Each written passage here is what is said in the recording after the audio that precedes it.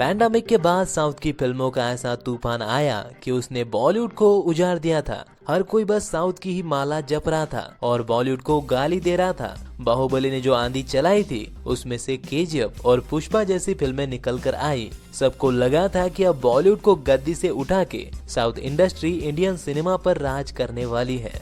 लेकिन उसके बाद साउथ की back to back big budget फिल्में डिजास्टर होने लगी और ये ट्रेंड आज भी जारी है। कब्जा, देवरा, सलार, कंगवा, मार्टिन द गोट और पोनियन सेल्वन जैसी एक से बढ़कर एक बड़े बजट की फिल्मों ने बॉक्स ऑफिस पर हगा है। तो सवाल अब ये है कि ऐसा अचानक क्या हुआ कि जिस ऑडियंस ने बाहुबली के बाद केजीएफ, RRR और पुष्पा जैसी फिल्मों को जम के सेलिब्रेट किया, वो इन फिल्मों को देखने थिएटर तक नहीं गई। और सैडली हो सकता है कि पुष्पा 2 के साथ भी यही सब हो। तो चलो इसके पीछे का रीजन जानने की कोशिश करते हैं। मैं ये मानता हूँ कि किसी भी फिल्म का सबसे इम्पोर्टेंट पार्ट होता है उसकी script, direction, screen play, BGM, यहाँ तक कि एक्शन सीक्वेंस और बड़े बड़े स्टार, ये सब कुछ बाद में आता है। अगर आपकी स्टोरी ही सही ना हो तो आप अच्छी फिल्म बना ही नहीं सकते। और इनमें से ज्यादातर फिल्मों की यही प्रॉब्लम थी। जैसे कि अभी रिलीज हुई कंगवा का एग्जाम्पल लेती है, जिसकी स्टोरी बकवास होने की वजह से स्क्रीन प्ले के साथ इतना खेलने के बाद भी मेकर्स इस फिल्म को बचा नहीं पाए। यही देवरा के साथ भी हुआ। एवं इसमें एनटीआर थे, जिनकी हाल ही में RRR बहुत बड़ी हिट थी। और अगर तुम देखोगे तो जो इन फिल्मों की लिस्ट है, इनमें से ज्यादातर फिल्मों में बड़े स्टार थे, बड़ा बजट था, आइटम सॉन्ग थे और अच्छा खासा एक्शन भी था। यानी मास ऑडियंस को जो चीज थिएटर में लाती है वो सभी चीजें इसमें थी। लेकिन फिर भी सिर्फ अच्छी स्टोरी ना होने की वजह से ये फिल्में थिएटर्स में बिल्कुल नहीं चली। और दूसरी तरफ हम इन्हीं के आसपास रिलीज हुई छोटी बजट की फिल्मों का एग्जांपल ले सकते हैं, जिनका बजट स्मॉल था, उनमें कोई बड़ा स्टार भी नहीं था, लेकिन वो अपनी कहानी के दम पर चल गई। जैसे कि Maharaja, Gangubai Kathiawadi, Sitaramam, 12th fail, the Kerala story, super hero Hanuman और भी कई सारी फिल्में हैं। ये फिल्में सिर्फ अपनी तगड़ी स्क्रिप्ट के बलबूते पर चली है।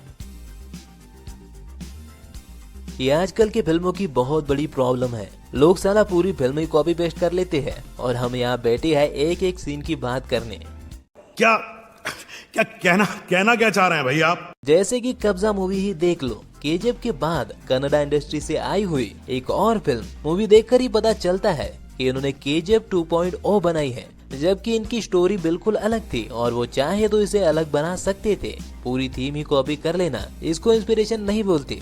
मेरे हिसाब से अगर इंस्पिरेशन देखना है तो पुष्पा और रॉकी भाई को देख लो। इसे मैं इंस्पिरेशन कहना चाहूंगा। अकेला बंदा जिससे माँ का इमोशनल एंगल जुड़ा हुआ है, उसके बाप का लोचा है, उसे ईगो प्रॉब्लम है, जिसकी वजह से वो बाहर से आता है और स्मगलिंग मार्केट का बॉस बन जाता है। फॉर्मूला वही है, लेकिन दिखाने का ढंग, दोनों फिल्मों की वर्ल्ड बिल्डिंग, एंटोगोनिस्ट और प्रोटोगोनिस्ट, इन दोनों की स्टाइल बिल्कुल अलग। और ये तुम कर सकते हो क्योंकि ये डायरेक्ट कॉपी पेस्ट नहीं होगा। और कब्जा के अलावा अगर हमें एक और कॉपी पेस्ट का एग्जांपल ले तो बाहुबली की सक्सेस की देखा देखी में पोनियन सेल्वन, देवरा पार्ट 1 और कंगवा पार्ट 1 ये सारी फिल्में बनी है। देवरा में तो डायरेक्ट बाप बेटे का प्लॉट उठाया गया है और देवरा की मौत का सस्पेंस भी पार्ट 2 के लिए वैसे ही रखा गया है जैसे कि बाहुबली पार्ट 1 में रखा गया था। हालांकि हम सिर्फ इन्हें ही दोषी नहीं कह सकते, क्योंकि इंडियन सिनेमा की बहुत सी या फिर मैं कहूँ कि 90% सुपर हिट फिल्मों में हमें हॉलीवुड की ही कॉपी देखने को मिलती है। हालांकि ज्यादातर हिट होने वाली फिल्मों का कारण होता है उस कॉपी किए सीन को अपनी स्टोरी में सही से ब्लेंड करना, जिसकी वजह से वो फिल्में तब तो चल जाती है लेकिन फिर बाद में सब उसे पहचान जाते हैं और होता तो वही है। इसलिए मैं ये सवाल पूछना चाहता हूँ कि क्यों यार, अगर हॉलीवुड में ओरिजिनल चीजें बन सकती है तो हम क्यों नहीं बना सकते? और इसका जवाब है कॉपी करना बहुत आसान है। वो भी आप एक ऐसे सीन या फिर मूवी की थीम को कॉपी करते हो जो पहले से ही ऑडियंस को पसंद है, तो आपके दिल में ये भ्रम बना रहता है कि ये तो पहले से ही हिट है, तो इसके सहारे आपकी फिल्म भी चल जाएगी। लेकिन सच कहूँ तो इस चीज की वजह से इंडियन सिनेमा अपनी ओरिजिनलिटी खो चुका है। और ऐसी वियर्ड सिचुएशन में भी कमाल ये है कि कॉपी करने वाले मेकर्स को ये लगता है कि ऑडियंस को ये चीजें नोटिस ही नहीं होगी। कोई बात नहीं, हम तो चूतिए हैं।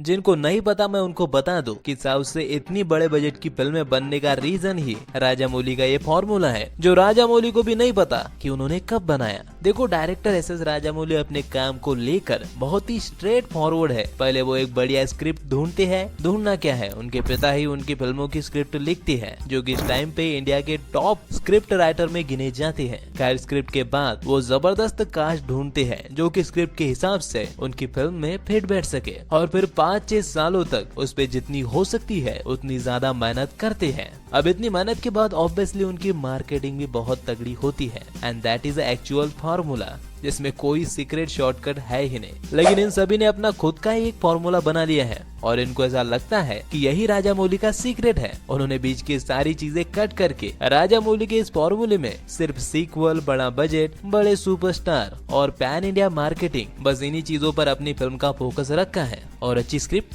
अबे वो क्या होती है? अपने पास बड़ा सुपरस्टार है ना, जिसको देखने के लिए लोग जक मार के थिएटर्स आएंगे, भले ही हम टट्टी ही क्यों ना बना ले। और राजामौली भी यही तो करते हैं ना। कितने तेजस्वी लोग हैं हमारे पास, कितने शानदार विचार रखते हैं जी। अब जैसा कि मैंने कहा कि ये सब बाहुबली से स्टार्ट हुआ था, तो उसके बाद शायद ऐसा इल्यूजन बन गया कि पैन इंडिया रिलीज से फिल्मों के कलेक्शन में इजाफा होगा। हाँ, ये सच है कि पैन इंडिया से तुम ज्यादा से ज्यादा लोगों तक अपनी फिल्म को पहुंचा पाओगे, लेकिन फिर भी ऑडियंस ही डिसाइड करेगी कि उन्हें थिएटर जाना है या फिर पायरेटेड देखनी है, या फिर टोटली इग्नोर मारना है। और हम कोई बेवकूफ तो है नहीं कि लोगों के किसी फिल्म को टट्टी बोलने के बाद भी उसका स्वाद चखने थिएटर जाएंगे। तो कहने का मतलब यही है कि पैन इंडिया के नाम पे फिल्म का बजट बढ़ाने से कोई फर्क नहीं पड़ेगा। हाँ, बस होगा ये कि अगर आपकी फिल्म अच्छी नहीं हुई तो पैन इंडिया लेवल पे बेइज्जती होगी। लेकिन पता नहीं कि मेकर्स को इतनी सिंपल बात समझ में नहीं आ रही है। मूवी बनाते वक्त ये लोग सब कुछ कर लेंगे, मार्केटिंग में रील बनाना, सोशल मीडिया पे हाइप बढ़ाने के लिए अपनी फिल्म को बाहुबली या फिर केजीएफ से बढ़िया कह देना, और बड़े बड़े कैंपेन रन करना, इवेंट लॉन्च और पता नहीं क्या क्या। ऐसे दिमाग लगा के ट्रेलर टीजर के नए नाम ढूंढ के लाती है कि साला वीडियो बनाने से पहले हमें भी डिक्शनरी देखनी पड़ती है। इतने ज्यादा एफर्ट्स ये अपनी फिल्म की मार्केटिंग में लगाते हैं, लेकिन सच को तो इससे आधे एफर्ट्स भी अपनी फिल्म की क्वालिटी को इम्प्रूव करने में नहीं लगाएंगे। और ये सिर्फ साउथ में ही नहीं हो रहा है, बॉलीवुड में तो ये चीजें उससे भी ज्यादा देखने को मिलती है। जैसे कि सबसे आम एग्जांपल लेती है अक्षय कुमार का। सर ने अपनी हर मूवी के वक्त पूरी जान लगा के भेजे का 10,000% यूज करके अजीबोगरीब तरीकों से प्रमोशन किया, लेकिन अपनी एक भी फिल्म में मेहनत नहीं की। उल्टा इन सभी फिल्मों के मेकर्स मूवी रिलीज होने के बाद हम जैसे छोटे मोटे रिव्यू करने वाले यूट्यूबर्स के वीडियो डिलीट करवा देते हैं या फिर स्ट्राइक मार देते हैं। भाई, उससे क्या ही फायदा होगा? वर्ड ऑफ माउथ का नाम नहीं सुना क्या तुम लोगों ने? मतलब यार, इन लोगों को समझ में ही नहीं आ रहा है कि अगर तुम्हारी फिल्म अच्छी हुई तो ऑडियंस खुद तुम्हें इसे पैन इंडिया रिलीज को कहेगी। उल्टा ये लोग सोशल मीडिया पे फोर्स करेंगे तुम्हें कि इसे पैन इंडिया रिलीज करो या फिर सभी लैंग्वेज में डब करो, जैसे कि साउथ की कांतारा, महाराजा और आवेशम जैसी मूवी के साथ हुआ है। ये भी राजामौली के उसी फॉर्मूले से निकला है, जबकि मैं कई बार कह चुका हूँ कि डायरेक्टर ने कभी भी बाहुबली को 2 पार्ट में प्लान नहीं किया था। वो एक कंप्लीट स्टोरी थी, जिसकी लेंथ की वजह से उन्हें उसे 2 पार्ट में डिवाइड करना पड़ा था। मैंने अपनी इस वीडियो में उसकी बात की थी, जिसमें कि हमने राजामौली के कर्स को डिकोड किया था। लेकिन अब जिन्होंने भी ये मास्टर फॉर्मूला बनाया है, वो ये थोड़ी ना सोचेंगे, वो तो ये सोचेंगे कि बाहुबली पार्ट 2 ने कितना पैसा कमाया, और अगर बाहुबली ने कमाया है तो हम भी 2 पार्ट बनाएंगे और पैसे छापेंगे। और बेटे, यही से असली प्रॉब्लम शुरू होती है। शुरुआत में मैंने तुम्हें बोला था कि एक अच्छी स्क्रिप्ट कितनी जरूरी होती है, लेकिन जबरदस्ती सीक्वल बनाने के चक्कर में ये लोग अपनी एक पार्ट की कंप्लीट स्टोरी को खींच के 2 पार्ट की बनाती है। ये मूवी फ्लॉप होने का सबसे बड़ा रीजन है। एग्जाम्पल के लिए कंगवा एक बहुत ही अच्छी फिल्म हो सकती थी अगर ये लोग इसे एक पार्ट में प्रॉपर बनाते, जहाँ उदिरन और कंगवा के बीच फेस ऑफ होता, लेकिन इन्होंने कार्तिक को इंट्रोड्यूस करने के चक्कर में उदिरन का यूज ही नहीं किया। दूसरी तरफ देवरा में पार्ट 2 के लिए सस्पेंस क्रिएट करने के चक्कर में इन्होंने देवरा को अपने ही बेटे के हाथों मरवा दिया। मतलब ये चीज ऑडियंस को कैसे ही हजम होगी, कौन इस पर यकीन करेगा? और यही चीज तुम्हें सलार में भी दिखेगी। अब इसके बारे में कोई ज्यादा बात नहीं करता, लेकिन मैं करूंगा। सलार में सारी फिल्म कैरेक्टर इंट्रोडक्शन और देवरा की एंट्री में ही चली जाती है, क्योंकि बाकी सब इन्होंने पार्ट 2 के लिए बचा के रखा था। और रही बॉक्स ऑफिस की बात, तो वो सिर्फ प्रभास की वजह से ही आया है। और प्रशांत नील का जो पिछला रिकॉर्ड है, यानी कि मैं केजीएफ की बात कर रहा हूँ, उसकी वजह से लोग थिएटर में आए थे। और इन सभी के एग्जाम्पल देखकर मैं यही कहना चाहता हूँ कि पार्ट 2 के चक्कर में इन्होंने अपनी पार्ट 1 की कहानी को कॉम्प्रोमाइज कर दिया।